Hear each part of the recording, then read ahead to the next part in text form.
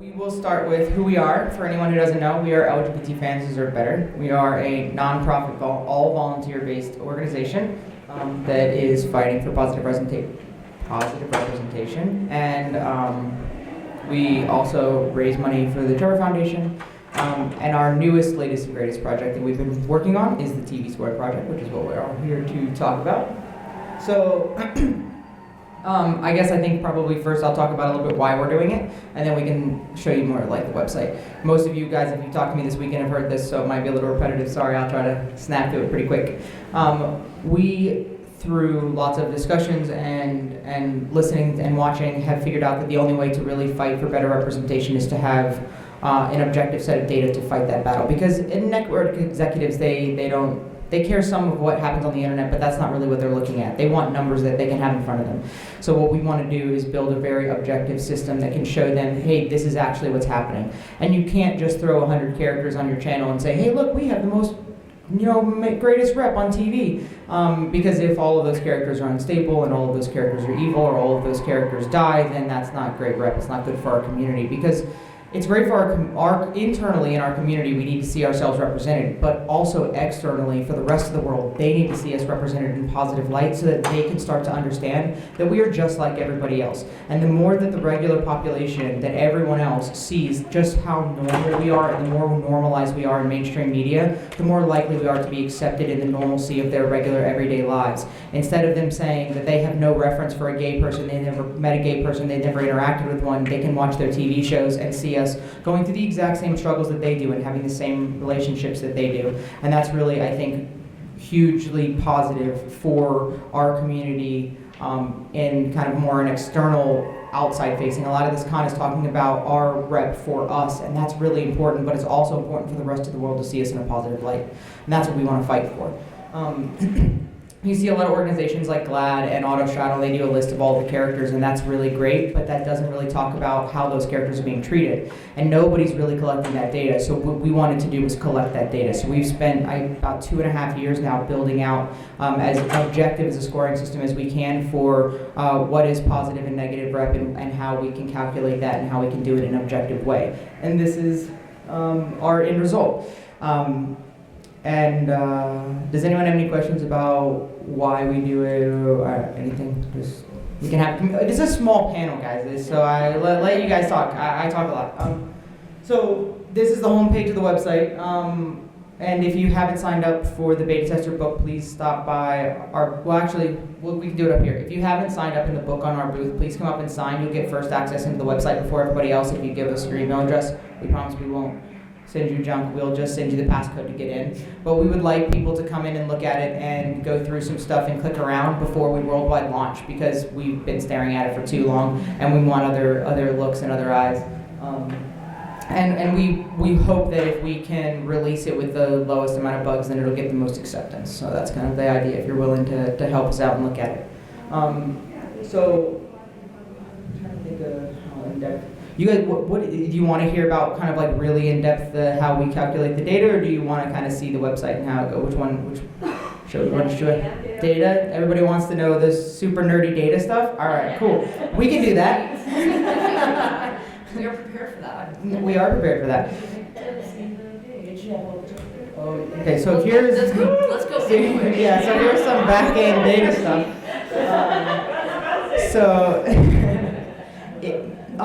So right now, this is kind of how we collect it all, and it's done through formulas that calculate the scores based on how we had a collective room full of voices who sat and had hours and hours of probably months of conversation about what should be worse or less, or what's more impactful or less impactful, and we've come up with a scoring system. Realistically, most of them are pretty close in the negative and positive tropes, except for bury your gays, which is obviously really bad. When we first launched this or first started doing it, we asked for volunteers, right? I said 100% volunteer. We had people try to put data into these, but that got way too much for like 90% of the population. So that didn't really work out very well for us. So this is the back end of it. You can see where we put our data. You can kind of scroll over a little bit if you. So these are the. I'm sorry. It just happens to be on 307. Oh, so, okay. So. Sure. So I slow down actually because we can talk about the data and why it is that how we go back. Yes. All right, so that first number that you see is the overall data score. Keep going back. Okay, so that's the overall data score. The next column is the season score, so you can see, but that only happens, at the one. The network, whether it's ongoing or canceled. The yes/no is the whether or not.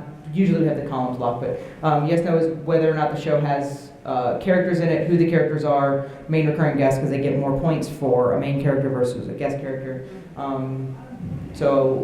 Keep going. And then this is percentage of screen time, so you can see how much time they have on screen, percentage of the actual episode, and then there's points assigned based on the percentage of that. The next yes and no columns are do they talk about their sexuality, and they get points for that, and then do they show their character like having like intimate interaction with their love with their love interest. They get positive points for that. If the answer is no, then they just get 0, but if they do it, then they get positive. The next column is if it's bisexual, who is their love interest? Is it male or female? The next column is bury your gaze. So you'll see this yes first time bury your gaze is going to have a huge negative impact because every time you first time kill somebody, you get a negative impact. And we can keep going over. So then this is the how many negative tropes per episode and how many positive tropes per episode. So you can see a little bit of the breakdown of which tropes happen in which episode. So bury your gaze is pretty easy. So tortured is generally like they're shown being treated more unfairly and based on their sexuality, or sometimes one of the other signifiers is like after the bury your gaze, then you have this like their love interest is being tortured because their love interest is killed off. Like supportive same-sex friendships is an important one because there's this whole idea of, well, if you're gay, then you're in love with everyone and you want to sleep with all women and you're predatory, but that's not true, right? So we want to, anytime that they show that they can have supportive female friends that are just friends that aren't a love interest, they get positive points for that. Are there any that yell out at you that you want to talk about? See, showing affection is pretty obvious. Coming out or not positive means that they make it, there's a distinct part of the episode that shows that they are gay, because a lot of times what will happen is they'll introduce a gay character, they'll make a single comment about they slept with a girl once in high school or college, and then that person never mentions their sexuality again. So a person watching the show who isn't in the queer community or who maybe isn't behind, up to date, would watch that show and never know that character was gay. So we want to make sure that we highlight that if they mention their sexuality or they're shown on screen with a love interest and if they're shown as not closeted or they're talk about coming out, then they get positive points for that. So is the data based on each episode, and then the overall season data is just a compilation of each episode in the season? There are actually certain tropes that you only get for the season and certain tropes that you only get for the episode. We'll show you the form for how we're going to have people help us if they're willing to help submit the data. We combine them and then we'll just break them out when we migrate it into the back end. But there are overarching tropes, like a coming out story arc is a trope that would be just a season wide. So if it shows a positive coming out story arc during the season, then they'll get credit for that, but you can't really do that per episode. Yeah. Promiscuous bisexual is another one that you can't really do that like on a per episode basis. It would need to be an overarching season. Yeah. So then these are the season tropes, and you'll see they're kind of a collection of the sexuality is a non-issue is another one that's a season trope because they need to be shown over a long period of time being like, I'm gay and that's okay and it's no big deal, because there's a positive place to tell coming out stories, but there's also a really positive place in having someone who doesn't have to have a coming out story. So we wanted to make sure that we captured both sides of that. So that's where that comes from. And then all of this data, can you go to the tab that has the overall, all the shows average. CW ranking. Here you go. So you can see all the shows on the CW and how they rank and score, and we rating by the average season score is how they're rated. So that kind of gives you an overview of what it looks like from our end, from the back end. And we try to have people do this, and they're like, I can't. It's too many things and all the things. So let's go to the scoring. The scoring sheet. So this is what the submit data sheet will look like, and if you guys have any feedback, that would be good. So you just put the name of the show in, and then your episode, air date, runtime, and the reason we need runtime is so that we can do the calculation for percentage of screen time. If you don't have it, then we can find it. It's not a big deal. The internet can tell you lots of things about that, but if you can give us a more accurate number for it, then that's always helpful. It doesn't contain any, and then you'll put your screen time for your character, so this is where you'll run your stopwatch. So anytime they come on screen, for whatever reason, you start your stopwatch, anytime they go off screen, you stop it. I literally just sit with a stopwatch and a notepad, and that's how I score my TV. If you have this page even open, then you can just check the boxes as they happen, I guess, and then put the time in. So then you'll hit submit, you'll go name of character, because it's separated out by character, because we want to make sure we capture which characters have which tropes.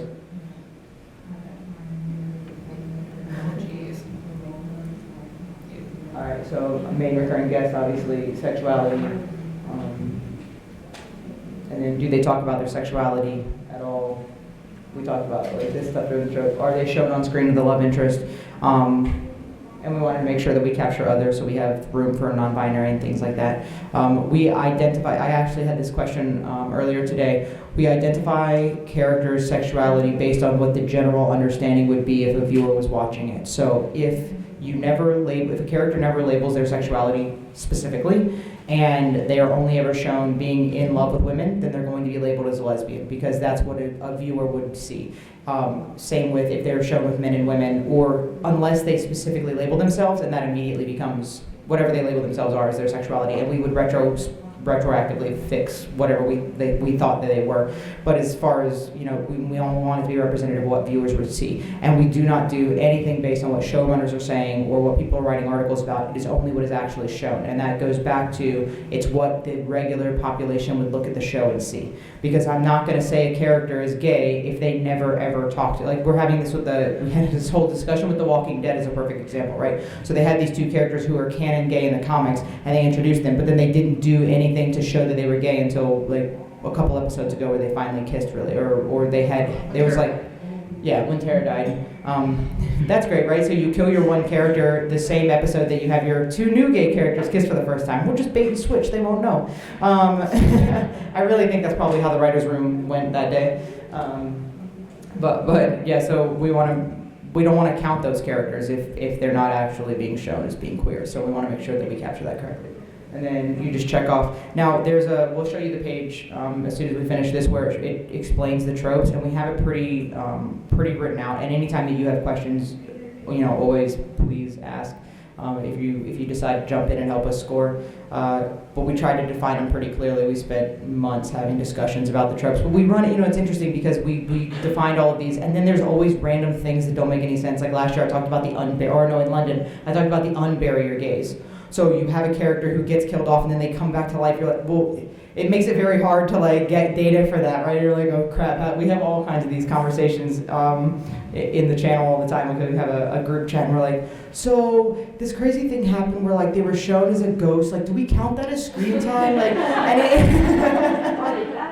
Right. So the idea is if we get enough people giving us the data, then we're going to get an objective answer. Because if 10 people score a show and 8 out of the 10 see that as counting screen time because they think that they feel like that character is being represented, then that's probably the more objective way to look at that, and that takes emotion out of it a little bit. But in order to do that, we really need to get the word out, and we need people giving us. Yes? No, I mean, finish your thought.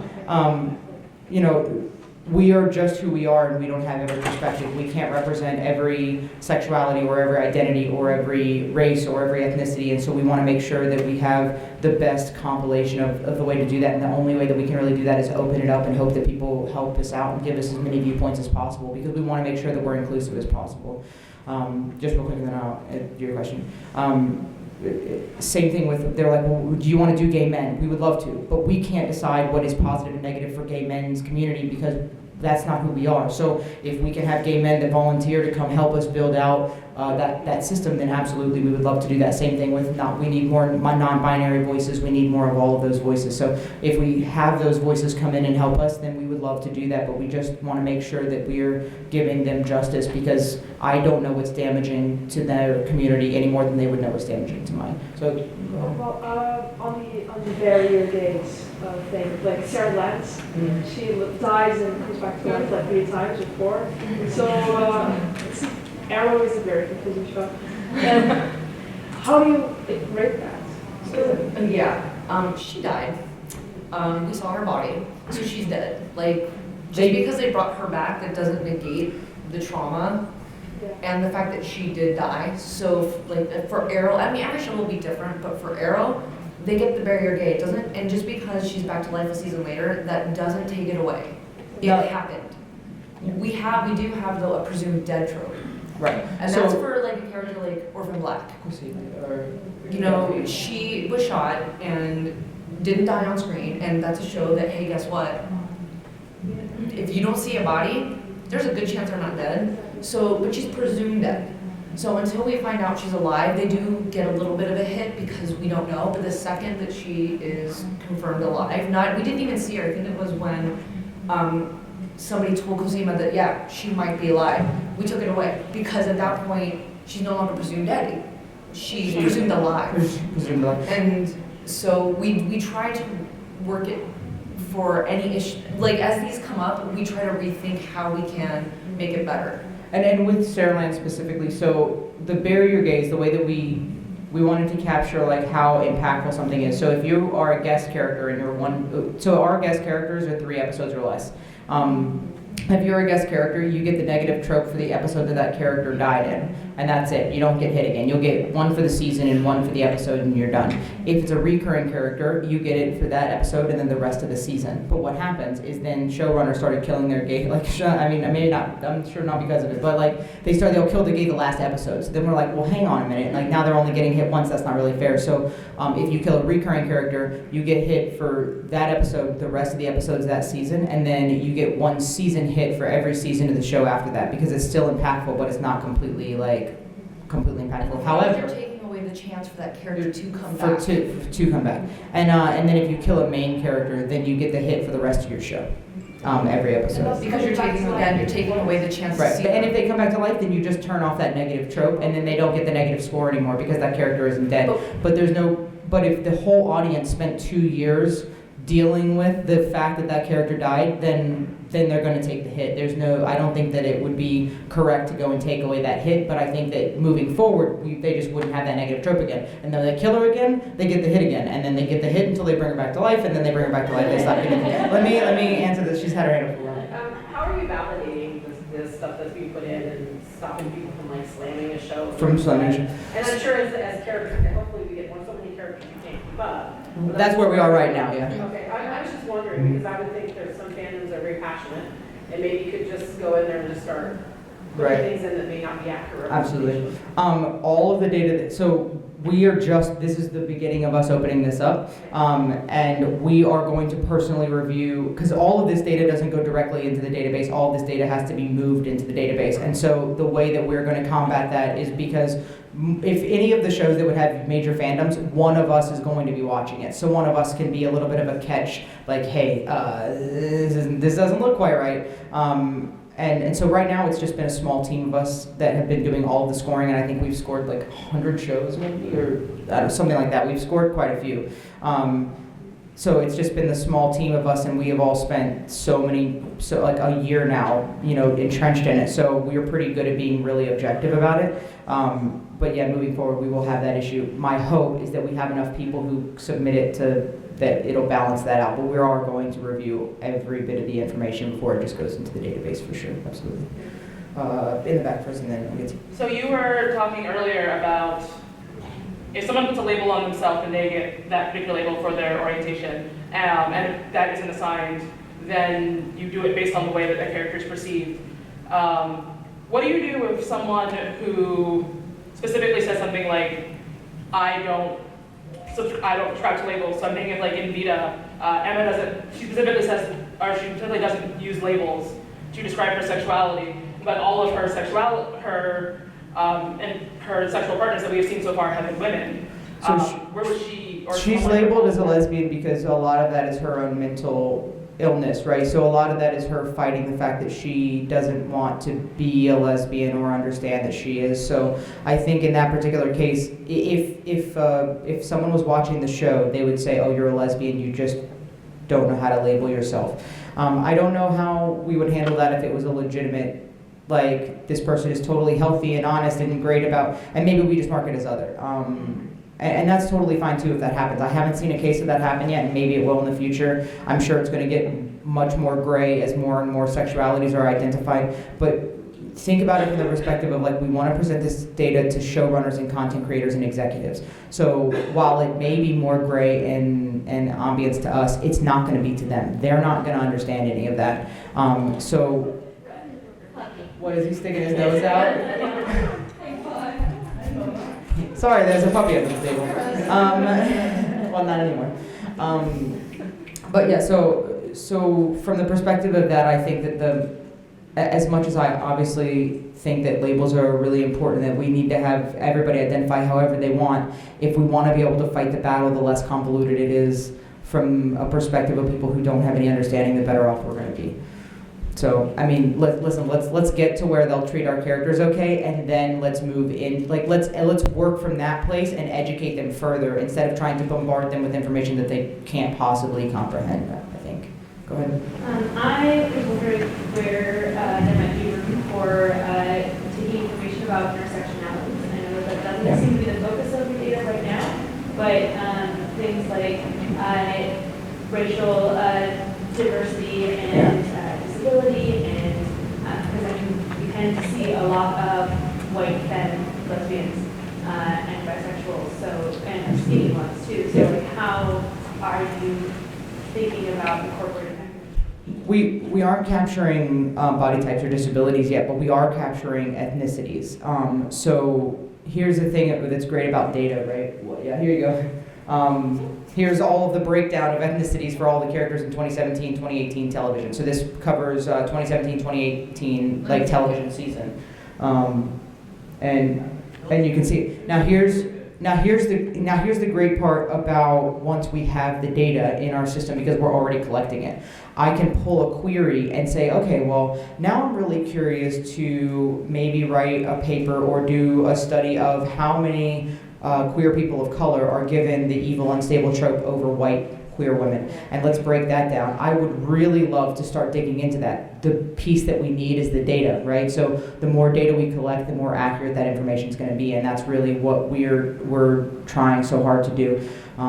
Again, it comes back to we're literally doing as much as we possibly can in our volunteer staff and as small as we are, so we need community to help us get the data so that we can start pulling all of those reports. I've had lots of great conversations with people this weekend who want to write dissertations and want to use our data to help them write their dissertations and things like that. That's great. That's amazing. I hope that every one of those people I gave my card to this weekend reaches back out and lets me know what data they need so that we can help work toward that, because that's really great. But if we don't, nobody's collecting that data right now. Nobody anywhere. Everybody's collecting the number of characters, but nobody's really delving into anything else about them. And what you just said is a great point. That's amazing feedback. We don't record their disabilities or body types or anything like that. Maybe that's something that we can integrate in the future. We need to have a starting point, and then we can build on that. But we have to have the starting point first. So that's really what we're working on. But I really love that feedback. I think that that's a great point. I would love to start seeing some of that data too. So this is a great graphic. Our people who do graphics are really, really good at it. It shows that no representation at all. Is there like they get a very low score, or they're just not? They'll get a 0.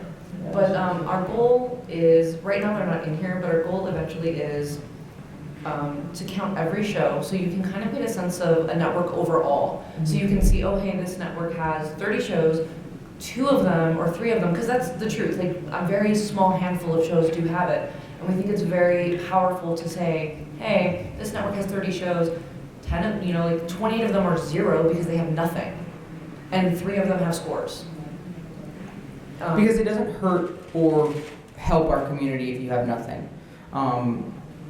It's only harmful if you start representing us in a harmful way. While it is over our, like, there's an argument to be made that says, well, no rep at all is negative rep, and that's how we do it. But we can show that via network like that, right? So if we say, on this network, only 3% of their characters represent as LGBT, then that's a pretty stark, oh, hey, maybe you're doing something wrong. I don't know if any of you guys came to the Lex's Legacy panel on Friday that I did, but one of the things that I talked about was really, I think the end goal for television should be an accurate representation of what society looks like.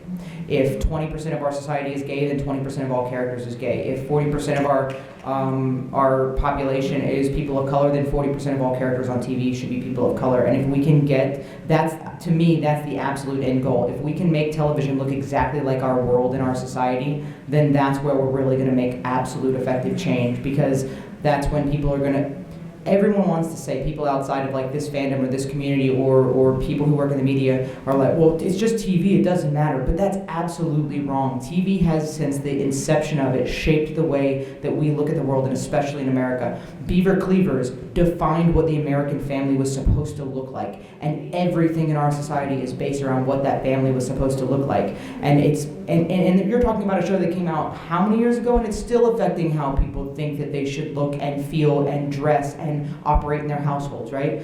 So if we have the understanding that TV does shape the way that everyone sees our society, and we put a mirror up and make it an actual mirror of our society, that's where you get really effective change, because that's where people can see. Because if you live in a small town where you don't ever interact with the rest of the 20% of the population, then you'll never understand that. But if you can turn your TV on and see an accurate representation of the world, then maybe people can open their minds and broaden their horizons and understand what's going on outside of their own communities.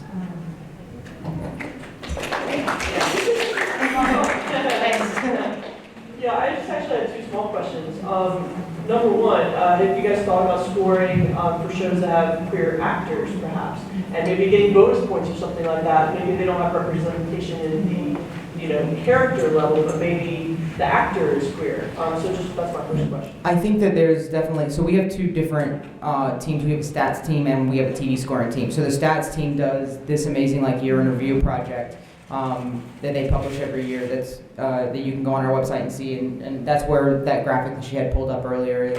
And they capture a lot more of that stuff. But that's definitely something to consider that I don't think capture right now. No, I like that. I do like it a lot. I like that a lot. Especially I know, do we have a as our population and the actor community grows. Yeah, absolutely. It might be kind of something neat to have.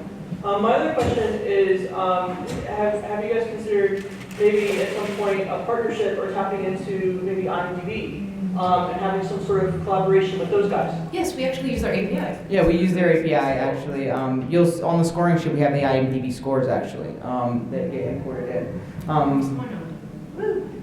Yeah. IMDb. So their APIs sometimes are really hard to work with, but it is something that we've definitely delved into, and we pull their scores over. But some of that's kind of interesting because a lot of fans submit it too, right? So it's not necessarily always 100% accurate. And we really, if we're going to go fight these, if we're going to go sit in boardrooms and try to talk to people, we need to make sure that we are as close to accurate as we can possibly be. And that's where we want to make sure that we are, because if not, if they poke holes in it, then we can't win that argument, right? So we're fighting an uphill battle.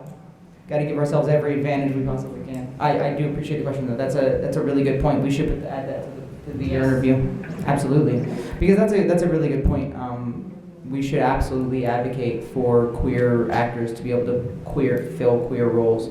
I know that there's some back and forth about that in queer actors talking about how, well, isn't it great that we can play all the roles? But I don't know. There's some room there for discussion. I think another panel that I'm sure happens. We can.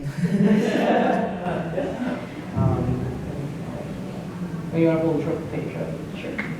All right. So here's the definition of tropes. So like you can see here, showing affection, any one of these, any physical affection such as hugs, kisses, hand holding, enjoying each other's company, verbal mention of the character, something like that. So each one of these has what has to happen in order for that trope to be, clicked on the submission form and what is required. And there's always, listen, we try to define every possible variation, but we just can't, because there's people creating these crazy storylines all the time in all kinds of crazy ways. So there's always going to be a little bit of gray to it, and we have tried to make it as objective as possible is really our goal, within reason, of course, because it's just, you can only do what you can do. Was there a question? No. Let's see what else can we talk about? Killing you. Yeah, okay, so here's one that's interesting, right? Oh, you have a question, go ahead. I was going to ask if eventually you guys will go into being an actor. We would love to. We would love to. We would love to find someone. Yeah, again, this comes down to most of the money that we make, we donate, right? So we try to operate we want to be a nonprofit that's a true nonprofit, and not a nonprofit that raises $100,000 and gives $1,000 away, right? So we donate any extra proceeds that we can to the Trevor Foundation, and then we run on a pretty minimal operating budget. If we could get someone who's an app developer to volunteer their time to help us, then we would 100% love to do it. And there are some things that we're learning that we just can't get people to do for free, so we're gonna have to start paying some people to do. So if any of you guys are really good at fundraising, please reach out. Or if you happen to have, an extra 10 grand laying around or something, maybe not quite that much, maybe like $1,000. But we want to do all of those things. I really want the biggest piece. I really want to get some optimization done before a worldwide launch. We want some data optimization because right now we have 100 shows scored, but as we input more and more data, we're going to need maybe a DBA to help us do some data optimization and stuff like that. So it's just about raising the money or getting the volunteers. We have lots and lots of goals. We just have to have the resources to pull it off and see how we do that. So here's a kind of a controversial, interesting, we had lots of conversations about this one, right? Killing Eve, which is everybody loves, but at the end of the day scores negative. And some people who really love the show, they're like, but wait a minute, I don't want my favorite show to score negative. But it's that it comes back to an objective perspective of the show, right? So we looked at it and we're like, well, you have an evil, they actually have, so the fact that it's only -11 though is kind of says something about the show because they had what, two barrier gays? So 3 technically. So with that many barrier gays and it being only a short run show, the fact that they're not, listen, the last ship has a negative 200 score or something like that, and they killed 2 barrier gays. So it balances out some of the negative with the positive, and that's another argument that we can really make is all these showrunners and writers and straight people on the internet that like to scream back at us. They're like, well, now we can't write any stories and nothing's going to be dramatic, but we can prove that that's not true. You can write all of these negative stories just so long as that's not your only character. If you have, listen, Wentworth is a prime example. If you have 15 gay characters and you want to make one of them unstable, evil, and then kill them, sure, why not? Your show's going to score perfectly great. But if that's your only piece of rep, then that's not a good representation of society. If you have enough characters to cover the amount of people who exist in society, and then 1 in 10 people are probably going to be crazy.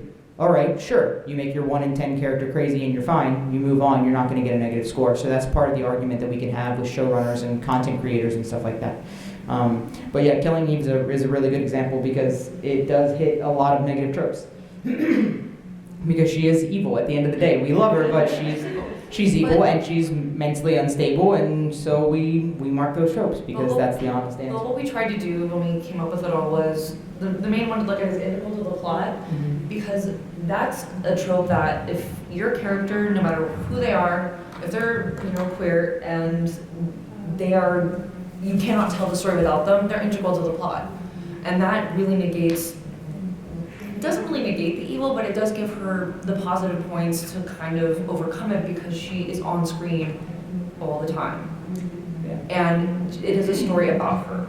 And so it does give them that chance to tell their story and earn, and not earn, but and have the positive points while also being able to tell their story and still kind of okay. And she's in every other. I think the balance that can be struck with that is the fact that by giving her an actual storyline outside of just the fact that she's evil and unstable, they're giving all of this room for development of her character so people can see her and understand maybe why she's doing those things. Whereas another character, a side character who's evil or unstable, will only ever be shown that they're evil or unstable. People will assume, or it'll be shown that they're that because they're gay. Whereas Villanelle isn't anything because she's gay, but because she's given enough screen time, they can develop her character. And that's really what that's trying to prove, is that if you have enough character development, then you can do lots of things with your character. But if you only show 5 seconds of screen time and it's them being absolutely crazy, and the only thing that you ever talk about is the fact that they're gay and they're crazy, then that's not going to be the same thing. So that's kind of why Killing Eve's score goes up as high as it does in our system, is because they actually character develop. They give her a lot of character development and let people understand who she is, and that what she's doing has nothing to do with her sexuality. It isn't because she's gay that she does these things.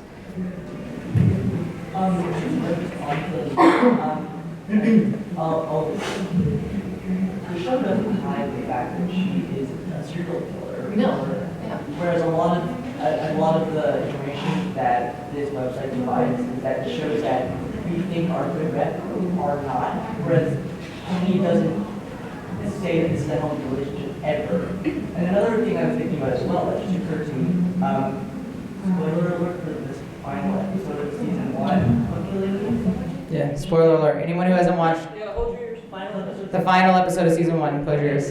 Bill Bell, our canon lesbian, our queer character, gets stabbed, and not for a second did I think she would die. Oh, that's Not a for really good second. point. Yeah. Yeah. But they also avoided really bad trope scores by doing that, though. They made smart decisions in that regard. I mean, and you can see here, just the only episodes that are negative are the ones where they killed their gays. Otherwise, it would have been a positive, a decently, a middle of the road positive score. So, What you were saying about the big thing is they're treated like main characters. Yep. Like, so therefore, the same insurance I had with straight male characters, I know they're not going to die. I'm not for a minute that I worried about it. That's really a familiar feeling. I didn't even notice that until you guys were talking about why the show's and that's a really good point. If Killing Eve hadn't have chosen, there was 2 random side characters that they decided to kill. Had they not killed those 2 random side characters or introduced that they were gay right before they killed them, then it would be a positive scoring show. But they made bad choices, and it really goes to show exactly that, like, here's a very small choice that wasn't really important to the plot, where they introduced this character. I mean, it was, but it wasn't at the same time, right? Like, did she necessarily have to, like, did both of them have to be her lovers in order for that plot point to be moved forward? I don't know the answer to that question, like, but they, you know, if they hadn't have killed those characters, then they would have scored really well. So it's an interesting point to show, hey, listen, if you had just made this one decision in the writer's room a little different, or maybe found a new way to write it, or a more, a little bit of a different way to write it, then you would have had a really good score. And then if they don't kill them this year, they'll probably be positive. Yeah, that's And if Eve ever comes out as bisexual, then it'll totally be positive. Totally positive.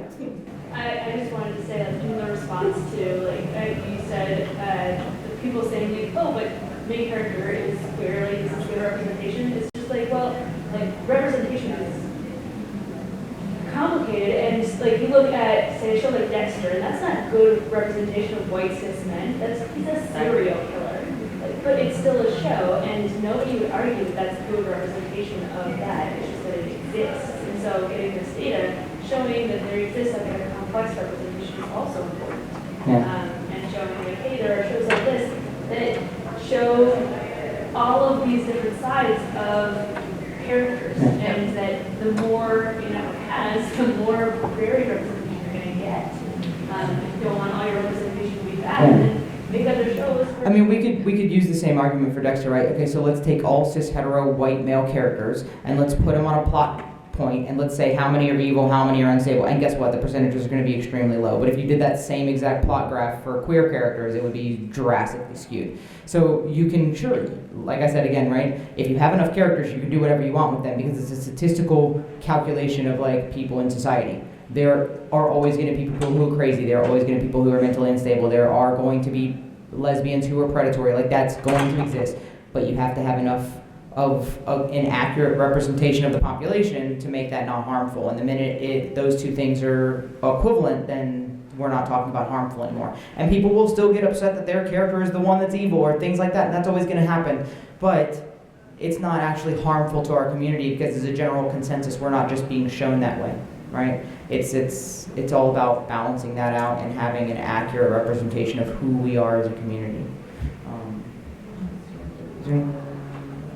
Have you guys put this in front of a showrunner or anybody that's worked in a network? We have not in front of a network yet, but I did talk to an executive producer of a movie today, or yesterday, who said that they wanted to use our data for a pitch deck to show the gap in representation and why they should greenlight projects that have more rep, but they needed this data in order to put it in there. Because they said that they've been scouring the internet and trying to take this cross-section of data from a whole bunch of different places to try to figure out what the numbers are, and they're like, this is literally exactly what I need for my pitch deck. Like, I could take this graphic, because we were showing her some of the graphics in the interview. She's like, I could literally take this graphic right here, and I could stick it in my pitch deck, and I could say, listen, here's the gap, and this is why we need to make this. So that literally happened this weekend. And I think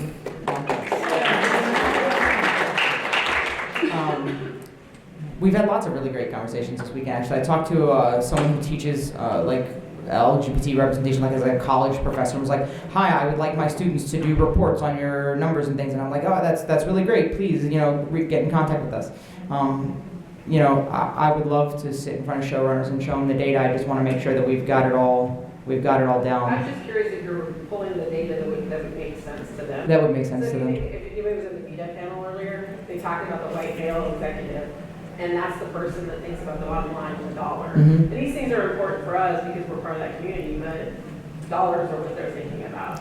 And I think you guys do amazing work, by the way, it's incredible, but like, all your work is great, but will it translate to what is important to them as well? I think it will, because we can show them, one, we can show them a comparison to other networks. Here's what other networks are doing that you're not doing, right? And that's going to be a big piece if we can show them that data. What? Oh yeah, like here's how much screen, like those types of numbers are numbers that will matter to them, I think. Like when we throw a comparison up, or when we compare to your marketing, like CW for instance, right, is marketing specifically, we're the most inclusive channel right now. So if we can go to, I would love to get in front of their executives and be like, well listen, you may have the most characters, but for percentage-wise and score-wise, you actually score one of the lowest amongst the broadcast networks. Would you like to know why? I think that they'll pay attention to that, right? I think that if we can prove that other networks are doing it better, then they'll pay attention. Because I know that there are a lot of people at this con and in this room who are like, I don't want to, like the CW introduces a new show and you're like, I'm really afraid to watch this. Like, they may want to know that people are in our community are literally afraid to watch shows on their channel. Like, that may be impactful to them.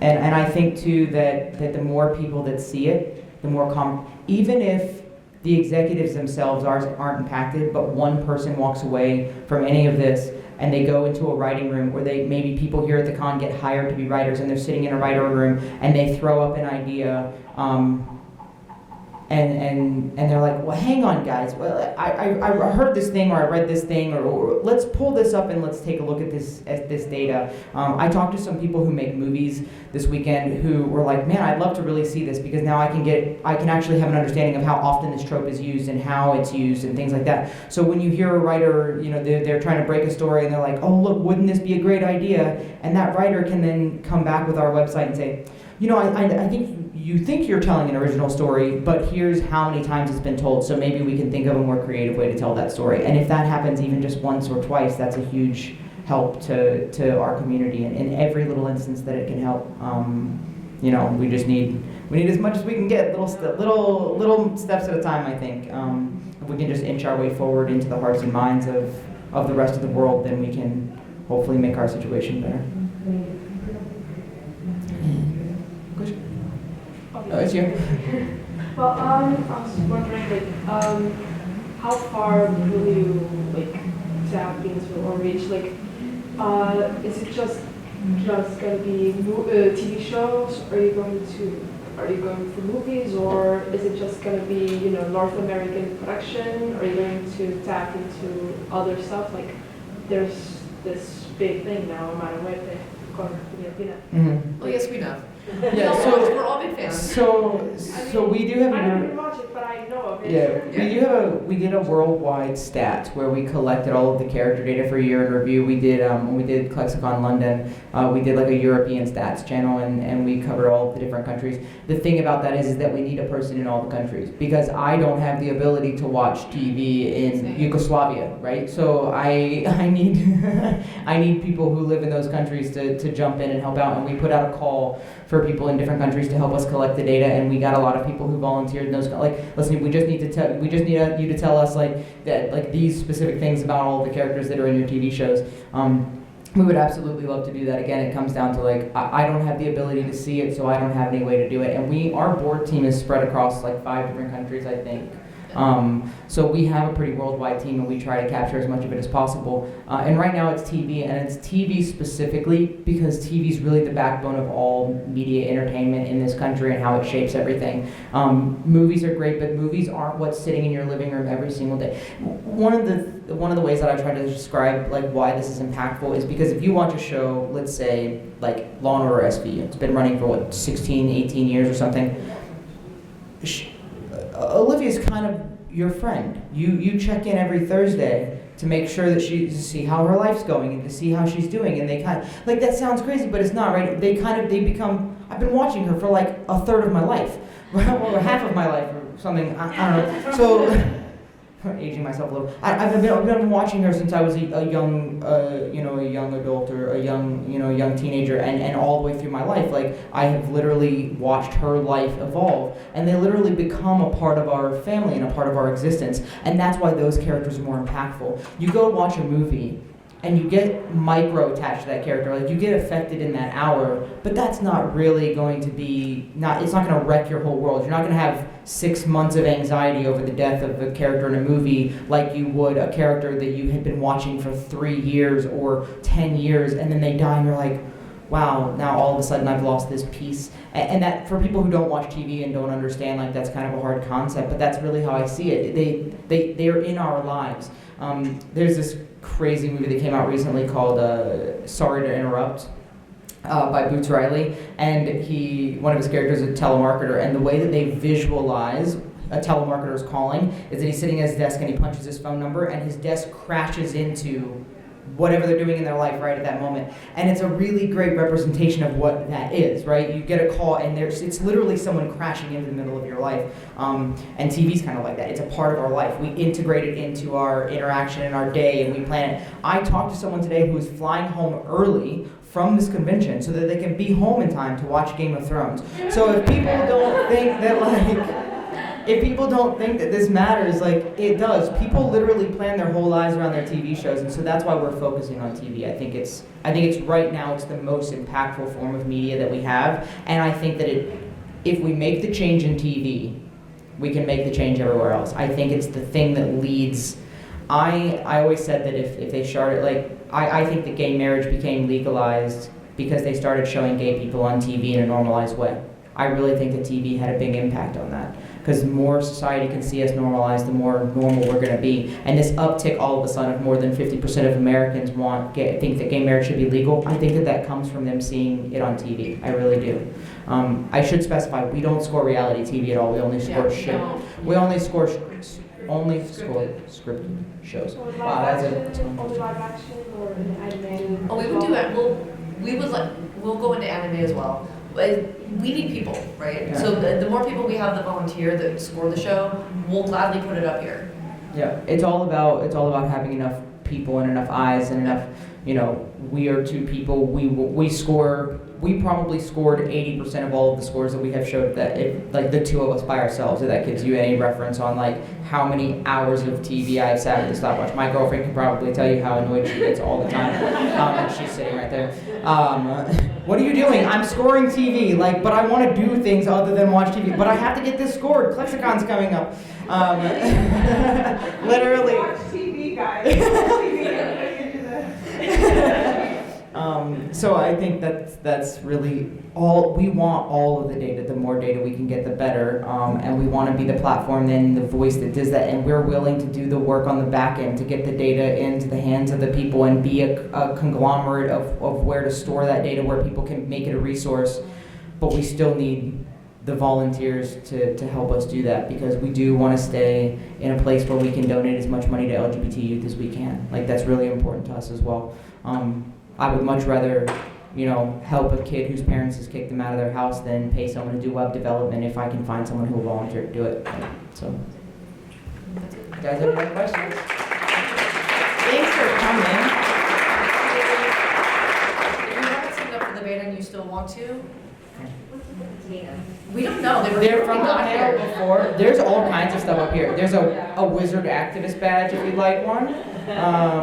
Harry Potter Alliance information. But if you So I just want to throw it out there and don't hate me. I dig this. This is totally awesome. I wish I came up with this idea. But I was going to ask you guys if you thought about the impact on advertising. Because advertising, these guys, both good and negative, positive and negative, people might tap into this and say, I'm sponsoring the show, I'm getting shit numbers, or maybe I want to pull it and put it to another show, or maybe I'm thinking about sponsoring a show, I don't know which one I want to do. That'd be great. That's absolutely an avenue that we can address, because you want to talk about what executives will pay attention to. If we start reaching out to advertisers and all of a sudden advertisers start pulling their money from shows, guess what's going to happen? All of a sudden those executives going to be like, whoa, where'd you get this data? Exactly. So they could have a really positive thing, could have a really negative thing. That's certainly not, something that you guys can control, you're just presenting the data, but it might be interesting to see. But we could reach out, try to reach out specifically, like if we could make a one-page form for advertisers and send it out, even if one advertising exec looks at it and makes a decision, I think then... there have been shows that had something negative happen with advertising. Yeah, there have been some super... I believe that happened with the 100. Like, I'm using one, as an example, like, IDW screwed around with them, and, my thing is like, for instance, Amazon just swoop in and say, oh, buy this shit, Yeah, I think that there have definitely been advertisers who have made, because there are companies that really pride themselves on inclusivity. They're the ones that you'll see as like GLAD partners or things like that. There is an HRC corporate index.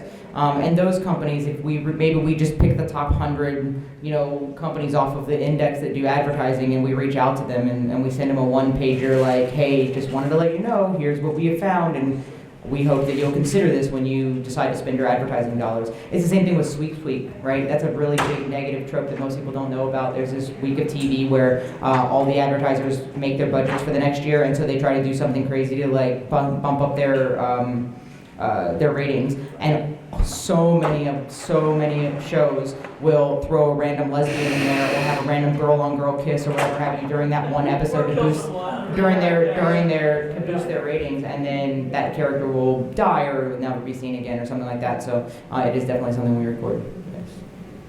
Yes, girlfriend. Can you, if you sort of talked about this a little bit, but just really quickly before the end, can you just talk about what your process is for, as you're watching the show, how you score it, so people get an idea if it's kind of just watching television as you do? As you do all the time, yeah. I literally just sit with, it's a notepad and a stopwatch, and that's all it is. And I turn on my show and I write down the time that the episode starts, and then I watch it and I stop or watch as my people come on screen, and if negative tropes or positive tropes happen, then I jot them down, like, oh, okay. They just kissed, so showing affection and character name or something on my notebook. And then when the timer is up, I record the end of the episode, and then that's it. That's literally all it takes. And then I go in and I punch in all the boxes, and then I have that scoring done. So it is something that we've made it took us some time to figure out exactly how to do it, but once we figured out how to do it, we're trying to make it as easy as possible. And the more feedback that we get on people, or if we can get some app development or something like that, this is just something I created as best as I could to be something that was easy, because that's what we found.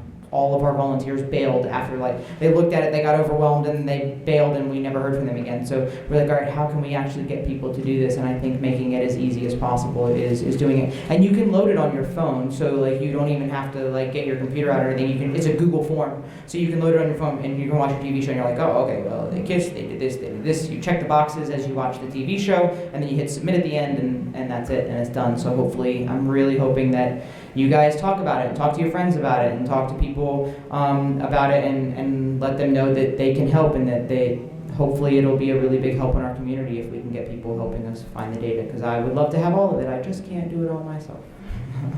Yes? I feel like if you could get a one-pager of this into the hands of some of the big industry actors who come to this, they might be willing to take it back. I know this weekend Justin Khaled was really interested in learning about pronoun identification, and they're really interested in learning about this kind of thing. I had a really good 20-minute conversation with her about this type of stuff, actually, and then she came by the booth. Did she come by the booth, or did we go to her? But I had a pretty good conversation with her. I absolutely think I was doing elevator pitches. I gave an elevator pitch to I'm terrible with names. The name of the actress from Lucifer. Leslie Brandt Allen and Leslie Ann Brandt. I had a really great, she came by the booth, and I gave her my elevator pitch, and she, absolutely. I think that it is the more that I get a chance to have those conversations, or that we get a chance to have those conversations, and the more that they can see it, the more likely they are to see a script and say, hey guys, I don't know that I don't have a say, but I think that maybe this might be a bad idea, or I think maybe we should look into this. But I have had a lot of those conversations this weekend, and obviously like Kat and Dom and most of those guys are very aware of what's going on, and they're very aware that we exist. I had a good conversation with Lyrica from Runaways, and she came by the booth. So there's been a lot of good reception of that type of information, absolutely. Kyler Lee is another one that's a good, like, she's paying attention and she's understanding the impact that she's having. We just need to find the ability to have more of those conversations, and that's hard to do outside of a setting like this, so we just need to have more settings like this. And I think too that if we can have maybe more cons that do these types of panels, we're shameless plug for our partners. We are working with Love Fan Fest, which had a big thing in Barcelona last year, and they have one in Vancouver and Barcelona this year. And we are trying to partner with them to start doing the same type of thing, where we can get some people doing panels and things like that. Because to speak at ClexaCon, you don't get anything for it. They don't pay anybody. They don't pay anybody's travels. They don't give you hotel rooms or anything like that. It's all volunteer based. So I'm hoping that maybe people can volunteer at places other than Vegas, where maybe some more youth can have accessibility. While ClexaCon is amazing and great, I think that it's a little inaccessible for some people, and I would like to see us figure out a way to make more of these types of things more accessible. The more conversation we can have, the better off we're going to be. So yeah, absolutely. So check out Love Fan Fest if you can. It's a queer women run organization as well. So it's queer women putting together queer cons. Just the same as ClexaCon, so it's always good to support the community. There you go. We're done? All right, thank you guys.